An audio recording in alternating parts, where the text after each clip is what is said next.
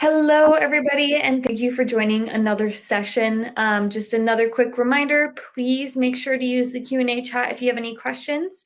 We will be taking all the questions at the end of the presentation. But without further ado, I will hand it over. And please make sure to reach out to the info tools team, my goodness, after the presentation with any additional questions. All right. Perfect, and thank you so much, Natalie. Thank you all for joining. My name is John Burden. I am responsible for client development here at InfoTools. I've been in the market research space for over 20 years, both on the manufacturing side at Frito and PepsiCo, as well as supplier side at companies such as IRI and Kantar. But I've always had a passion for leveraging technology to drive actionable insights. And kind of a quick, before we get started, about InfoTools, we've been doing this since the first web browser was introduced, which was 34 years ago. And we've always been focused on market research and insights data. So being able to deal with all the idiosyncrasies with sample-based research, such as stat testing and complex bases or multiple bases and weights and projections and stack data and multi-level data. So it's kind of baked right into the tool. And Harmony is our analysis and reporting platform, purpose-built for market research data. But we also support other data sources, such as unstructured data. So if you want to pull in GRPs into your brand study or weather, that's all very, very possible. And brand tracking studies are directly in our wheelhouse. We have dozens of clients with brand tracking studies. And we can support you being a DIY client where you do all the work, or we can fully support all your efforts, or we can meet you in between. And how it tends to work is Harmony really picks up after your field tool ends and allows you to load data. So upload data from your supplier, whether it's an Excel or an SPSS file preferred, or we can automate that whole process with an API connection to tools such as Qualtrics, Decipher, SurveyMonkey, etc. From there, there's a fair amount of automation that gets the project set up. And then you can harmonize the data further by organizing the data tree, updating labels, creating constructions, adding segments, etc. The overall goal here is to make it easier for you to find the data in the tree. And then from there, it goes into the analysis section, which is the fun part. Being able to visualize and collaborate to create your own stories with a drag and drop analysis tool, to be able to socialize that data. So sharing links to online stories, creating online interactive dashboards, or just going old school and downloading into Excel or into editable PowerPoint. There's also a module on alerts, which allows simple things like a note going off to Natalie, say, hey, Natalie, your dashboard's been updated. Click here to see the latest. To more sophisticated, your awareness scores are at 25. Click here to see the latest results. And the really nice part about Harmony is once everything is set up, subsequent additions of data are automated. So there's no further setup after that. And a lot of what we hear from our clients is around time savings. So, being able to save between 30 and 50%. So automation is, setup is fairly automated, but the updates are really where the time savings are. The ability to set up predefined reports like dashboards or brand reports, board reports, et cetera. And then being able to, once the data is updated, these get kicked right back at you. Ad hoc requests in minutes versus days. So the days of going back to your supplier and saying, hey, can we recut this slide by female mountain bikers in Boulder, Colorado, and then waiting 2, 3, 4 days to get the results back. And then last, but the ability to integrate insights into the overall business and getting more value out of every study are definitely key benefits. And for today, I'm really going to focus on 3 areas. One, dashboards, so controlled access to brand data via predefined reports. So, maybe it's your brand health report or, creating board reports or sales materials. Second, is going to be focusing in on the analysis tool. So full access to the entire data set. We'll build tables, we'll visualize them, we'll build stories and dashboards. And then at the very end, I'm going to go into some of our efforts around leveraging large language model and the work we're doing with Chat Harmony. I'm not going to really spend much time on the loading aspect of it, but if anybody has any interest in that, I can come back to that. So let's take a look. I'm going to swap my camera over here, I hope.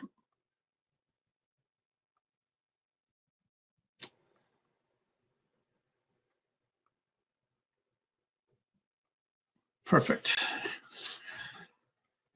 So we are now in a kind of a traditional brand tracking study. It's a fictitious data, Phonex, a made-up name, but get the general idea. You have a kind of a general brand scorecard, and I can drill into the data. So I'm getting kind of a general overview of awareness, my brand funnel, and some other brand imagery information. All these slides are additionally filterable. So if I wanted to go in and cut these by males or females or different age groups, I can. This is indicating that I'm looking at the version in the US, but this study is also multiple projects. It's a laptop brand tracker, and it's also a smartphone brand tracker. For today, I'm just going to focus in on smartphones. So this is an interesting view, and we can save views within dashboards to what we call stories. So I just simply add that to stories, and I'm going to come back to that in a moment. Second is I might want to look at overall awareness. I look at overall awareness within a specific market, so I get a view of the different brands. Stat testing is also built right in, so this is saying 100% is significantly higher than the prior period. There's also footnotes that note this as well. And keep adding this to my story, and I'll come back to stories in a bit. Getting into the brand funnel, say I want to look at this, across markets. It's going to give me a view of the global and the sample size, which is 1,600, a US version of the US data, and then the data in France. So that's interesting to me. I'm going to go ahead and add that to my story as well. And then last, I'll get into a little more of the functionality with brand imagery, but being able to look at brand imagery across the different brands, but also being able to look at it by trend statement. So I'm going to click on that trend statement icon. And it's going to show me, it's going to default with brand A, which is typically the client brand. And from here, I can expand upon that and dig a little bit deeper, go into the select menu, and I can look at, the brand B and get a kind of an update of that, can add that to my story. But I can also go into the modify menu and expand my statements. This kind of defaults to 10, which makes it easier to see on the screen. But if I want, I can expand that to all the statements. Just kind of scroll through those and then go ahead and add that to my story. So again, kind of looking at a very high level of KPIs for a brand tracking study, but often what happens is you really have additional questions that you want to dig into the data, and that's absolutely possible. So the dashboards are for predefined reports, and then going back into what we call the analysis tool, and it's often on the home page, an explore button, and this can either be available for everybody or only for certain users, but I'm going to click on the explore button, and that brings us into the project tree. So I have access to absolutely everything in the questionnaire, and it's also the same data set that's feeding the brand tracking study. So say I want to understand, the brands and the consideration set for, say, millennials. I can go in to the brand funnel. I'm going to drag the funnel over into my drop zone. These are all my brands. I'm going to go into demos and grab millennials. I'm going to grab 27 to 42. And then drag that into my drop zone. I'm going to drop it into filters. If I wanted to rebase or if I needed to add weights, this is where you do that as well. I'm just going to look at a quick filter. And now I'm going to highlight the consideration set because that's what I really want to look at. And you'll notice that the menu pops up. The menu pops up and it's only the functions that are available based on what I just requested. And I just want to do a quick sort, but I have all sorts of functionality, whether it's rebasing or looking at averages or indices or counts, weighted versus unweighted data. It's all available here. And from here, I can also visualize. So I just want to do a quick visualization of this. And I want to go ahead and add that to my story. So I've been talking a bit about creating stories. So from the dashboard, as well as from the analysis tool, I can create stories, and they all reside under the stories tab.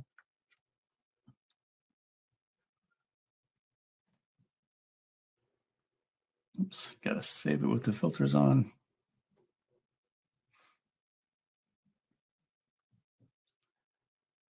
So these are the stories we just built together. So I've got the millennials and their preferred brand of purchase. But from here, I can change my order if I wanted to. I can add comments, and the comments section is great because I can, in addition to adding comments, I can also collaborate. So, if I'm going to send this back off to Natalie, I can say, hey, Natalie, is there any way you can look deeper into millennials? And I share it with her. So I copy this link, I drop the link into Teams or into email, and I send it off to Natalie. Natalie clicks on the link, she's brought back in, she can see my notes, she can start to build additional stories and combine them and collaborate on them within my same set of stories. So definitely a great feature.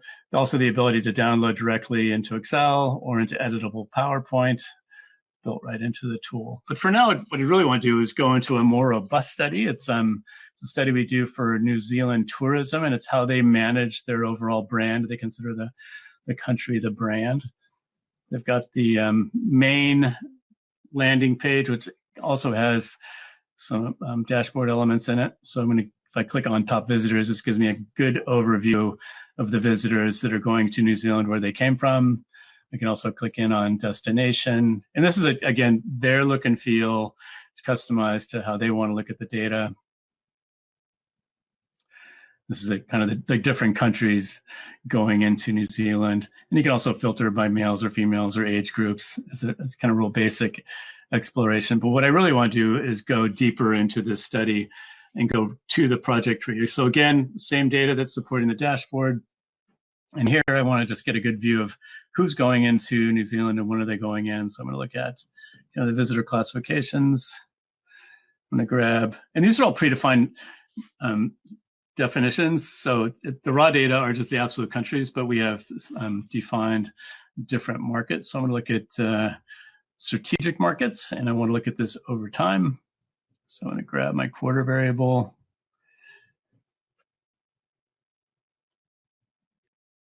I think I just did top 10. Let me grab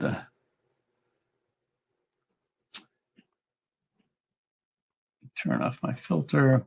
So I've got a pretty good view of the countries going in and when they're going in. But for me, I'm much more a visualization person. So when I click on visualize, it identifies it as time series data. So it automatically puts it into a relevant chart. I'd also like to see a trend line. So it's going to fit a trend line in there. And you'll notice that during COVID, nobody was going into New Zealand, so there's a time period where there's nothing being collected, and that's how we're dealing with that, noting it in the footer as well. And this is interesting to me, so I'm going to go ahead and add that to my current story, my Greenbook story. And from here, we're going to go into some more advanced techniques, some of our client favorites. One is called Discover, and it leverages Bayesian statistics to identify what differentiates different brands or different countries or competitors. So for New Zealand, they want to understand what's going on with key markets. So like, for example, Australia. So if I drag Australia into Discover, it's going to tell me, so Australians who go to New Zealand, what are they most likely to do when they get there? They're most likely to land at Christchurch. They're there for a convention. It's not their first visit, which makes sense given the proximity. They're extremely likely to recommend, and they're typically looks like they're going over there for a business. So that's really interesting. I'm going to go ahead and visualize that. You notice again, it's giving me just a handful of visualization options, and these are bubble charts, which I can also add to my story. I'm going to go back to the table. The nice thing is, in addition to identifying what's going on with Australians going to New Zealand, I can grab the entire 10 markets and replace that. It's going to keep Australia as the target, but it's also going to show me the countries ranked that are most like Australia. So Singapore is next, Canada, et cetera, and what differentiates them. And it's all the way from what most differentiates them. And if I scroll all the way down, it'll show what least differentiates them. So that's interesting. I could go ahead and add that table to my story. Another really a great function within brand tracking is just whether you're getting your fair share of specific attributes. So I'm going to go ahead and drag in the top 10 strategic markets again. And this time I want to look at kind of their behavior and what are they doing when they're going into New Zealand. So say I want to look at the main reason for going to New Zealand. And you know me by now, I'm going to visualize this. I'm going to turn this into a stack. Actually, hold on, let me quickly change this to fair share. So there's two ways of looking at fair share. I can look at the absolute percentage, or I can look at the difference. My preference is the difference because it visualizes a little bit better. So when I go into visualize, I turn this into a stacked, I can see that New Zealand is getting less than their fair share of Australians coming into the country that are there for a holiday and converse, if you look at China, there are more Chinese coming into New Zealand on holiday. So it might help your comms to, maybe creating advertising campaigns to better advertise to Australians to come in, on holiday versus business, for example. So for me, that's interesting. I'm going to add that to my story as well. Another great function is just being able to search. We all know we have these really long, crazy 20, 30-minute questionnaires, and the search functionality within Harmony is great. So if I want to further explore like expenditures or what people are spending, I can type in expenditures. I'm going to take the top 10 and type in by, and I want to look at this by top 10 markets. And just by selecting it, it's going to automatically populate the table. The table's a little bit busy. Perhaps I want to do a heat map. And from here, I can start to see some trends with, something going on in Germany. And for me, I really just want to visualize what's going on in these top tier spending levels. I'm just going to go straight into visualize. So spin this around to a stacked horizontal. And even from here, there's a couple ways of sorting, but if I sort on the highest spend level and then just do a sort, it'll clearly show me that Germans really are the number one spender going into New Zealand. There's a lot more going on here. They actually spend a lot more time there, so that's one of the reasons they spend more money. But from here you can continue to sort of explore what's going on in the data. Another great function, a lot of times when you're in the data and you don't want to go back to your vendor and you need a specific cut, you can go in and create your own variables. So if I want to create a origin variable, I just click on origin. I say I want a new axis. I'm going to call this region because I want to create North America. And just call it NA. And from here, it's going to open up the editor. And this is where I can create, simple, collections of markets, or I can use Boolean logic to really build nice constructions. But for this, I just really want to look at all the markets. So I'm going to grab Canada. Drag that in, and then just go down and quickly get US, keep it simple. And then I'm going to save the expression. So this will give me that construction immediately. I didn't process the data. It takes 15, 20 seconds, but this gives me the ability to immediately look at a different view. And the drill. Someone comes into your office and they ask you for a quick update on what's going on, but you need to do a different cut of the data. So the last thing you want to have to do is go back to the supplier and get that cut run. So just a huge time saver. So back to stories. I know we talked about stories within the brand component, but the stories we created here, this is how we also create dashboards, and dashboards are comprised of multiple stories. So if I want to create a dashboard, I simply go to the dashboard page. Got a Greenbook dashboard back page already set up, but I click on the edit button, and this is where I can add multiple charts. The very nice thing about dashboards and Harmonies, you can create dashboards from multiple data sources. So if I had Net Promoter Score from my CSAT study and I have my brand health metrics from the brand study, I can combine them into one location. So for here, I can go up and grab, study I did once before, which is showing a story I built once before, which is showing the percentage of folks going into the country. Say I wanted to look at some of the trend data we just created.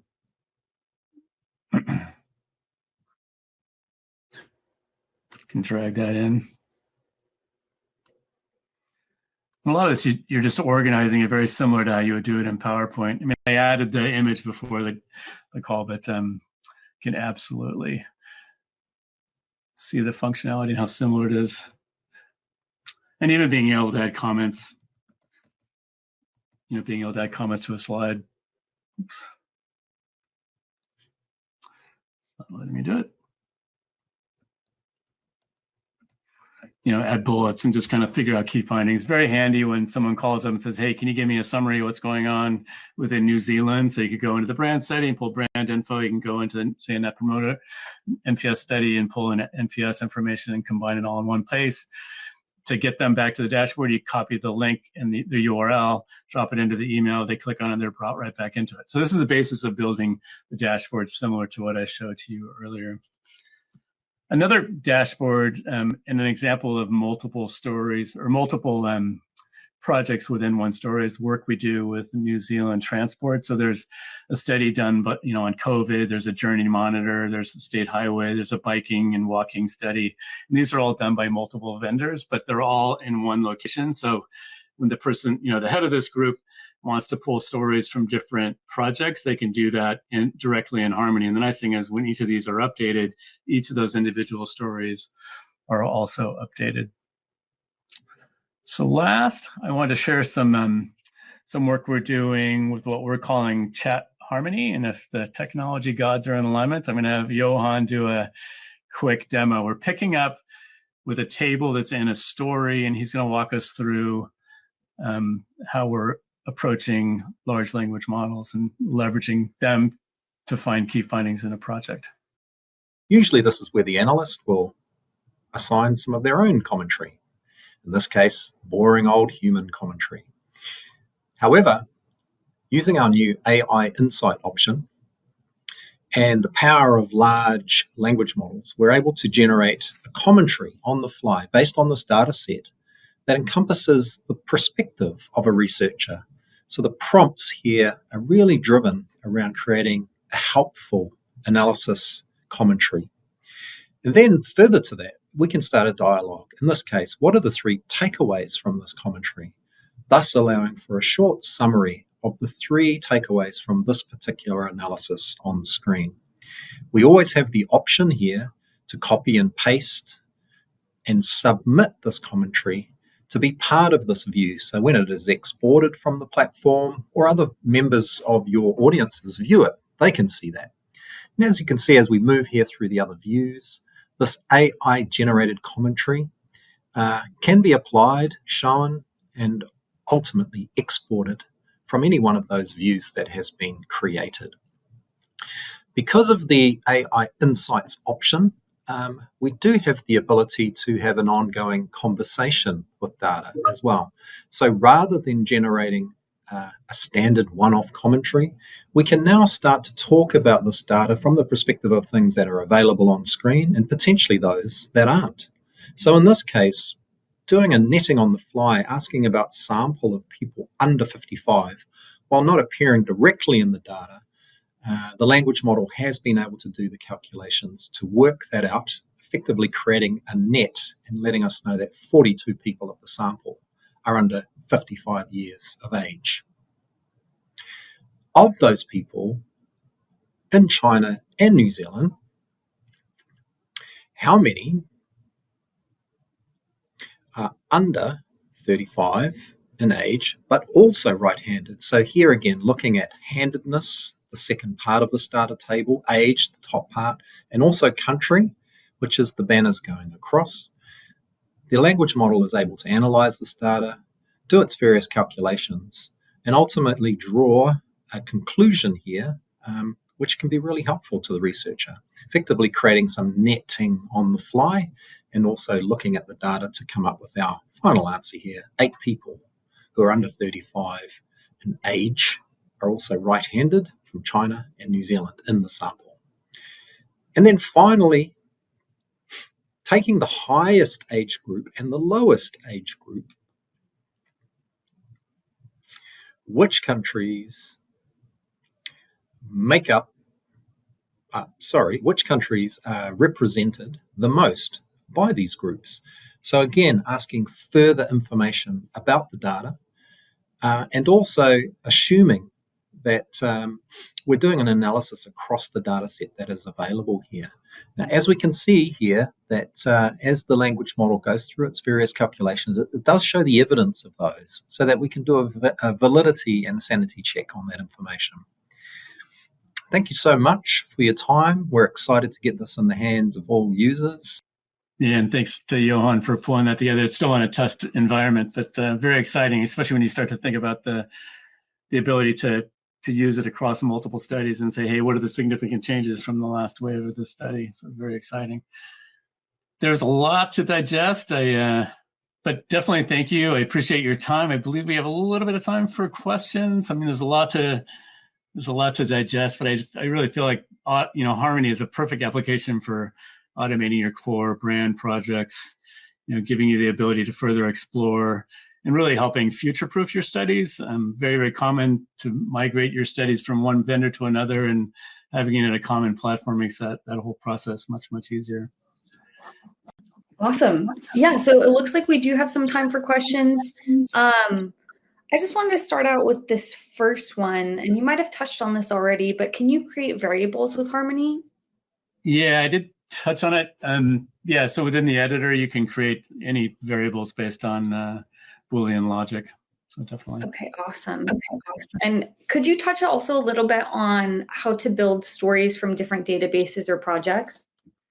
Yeah, so I showed it a little bit, but it could definitely show the person more. But you effectively build stories in one project, and then you can go into a separate project and add story views into that saved project. So you're combining them from multiple sources. It's very much like how you would do it in PowerPoint. So you have one PowerPoint slide set that you're building, and you're grabbing them from different sources. It's a very similar process. And can you export the entire story or just one slide at a time? Yeah, so you can. I was going to show you, but we ran out of time. But you can absolutely export the entire slide set into PowerPoint, and it is editable PowerPoint. Awesome. And for people who want a little bit more of a branded feel, can graphs be in their own color scheme? Yeah, definitely. So if you're Coca-Cola and you have a specific red color, we can absolutely always get the brands in the right color. And the general belief is, to make this a place that's very familiar and you're comfortable, so you get there and it's your look and feel. So when Coke logs in, they see, their look and feel, or whoever it might be. Perfect. And is export to PowerPoint native or in an image? Yeah, it's native. It's not an image. So when you click on it, it'll have the data behind the image, behind the graph. Sorry. Cool. One of the buzzwords of today, LLM. Which LLM is Harmony using? Yeah, right now it's ChatGPT. I think we're going to have 4.5 and 5 coming soon. We're also playing with Claude and Gemini. Seems like every day there's a new one out there. So it's definitely exciting, especially kind of automating those mundane tasks that, Natalie, you're not old enough, but in the olden days, we used to put, commentary on the top of slides, like, 50% of the population are female. Just such a nauseating task, especially with, 200-300 page decks. Yeah, I can imagine. My goodness. Just a few more questions. How do you combine data from different projects? Yes, so, kind of depends on what the needs are, but if there's a common variable, you can create, if time's a common variable, you can pull both projects into one project and align it on time. That one example I shared with New Zealand Transport, those are all separate projects, but they're in one website, so that you can combine the stories in the back end. Kind of depends on what the objectives are. But like if you're doing a brand health tracker and you want to overlay GRPs, you literally load the brand data, you load the GRPs, which is typically an Excel file, and you align it on time. So when you run awareness, you can also align it with GRPs. Cool. And then one final question. Do you have stat testing across multiple variables? Yes, I believe I showed just the one dimension, but we use chi-squared for discrete variables, and we use t-test for continuous variables. So t-test. Well, thank you so much, Sean. Really appreciate you being here today. As I mentioned, for anybody in the audience, please reach out with any additional questions that you might have for the InfoTools team. Obviously, John's email is right there, so make sure to shoot him an email. Thanks again, everybody. Yeah, thanks, Natalie. Thanks, everybody.